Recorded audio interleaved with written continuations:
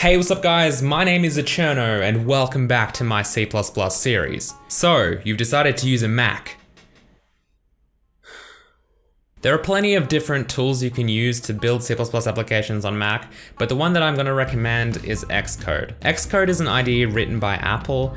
It's not too bad. It can be slow on large projects. For example, we use Xcode over at EA to build games for iOS, and I can tell you that some of the compile times are upwards of 20 minutes for games like Need for Speed No Limits. It's also a nightmare to actually write code because everything's lagging like crazy when you've got a project that large. However, for small projects like this and to learn C++, I still think Xcode is probably the best IDE. So let's go ahead and install it. Okay, so on your Mac, we're gonna go to the App Store. We're gonna type in Xcode, and then we're gonna install it. And of course, this will take some time depending on how fast your internet is. Alright, so once Xcode is installed, let's go ahead and open it. We'll accept all of the terms and conditions. Xcode's gonna go ahead and install some components for us. Okay, so once that's done, we're gonna create a new Xcode project. For the template, we're just gonna click on Mac OS and then choose Command Line Tool. We'll give it a name, so Hello World, in this case. And then under the language, we're going to select C++.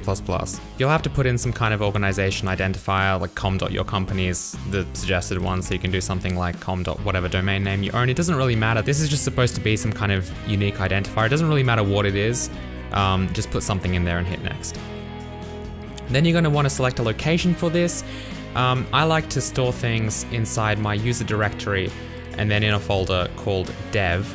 So I'll make a folder called dev and then just click create in there. All right, so there we go. Xcode would like to access your contacts. We don't really need that for this.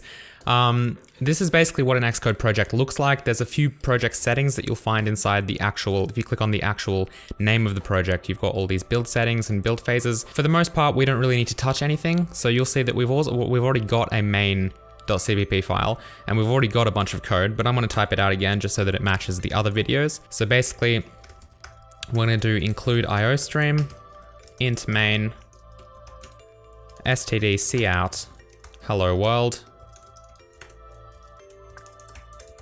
and then we'll do our std cin.get. Save that, and then all you have to do to actually build it is you can hit product and then build. That will compile it for you. There you go, build succeeded. And then if you want to run it, you can just hit this play button. That will also build it as well. You'll have to enable developer mode if this is your first time running Xcode. And off we go. So the build succeeded, and you should see a console pop out in the bottom here with your output. We'll just hit enter, and you can see the program terminate successfully. And that's it. We're ready to learn C++ on Mac.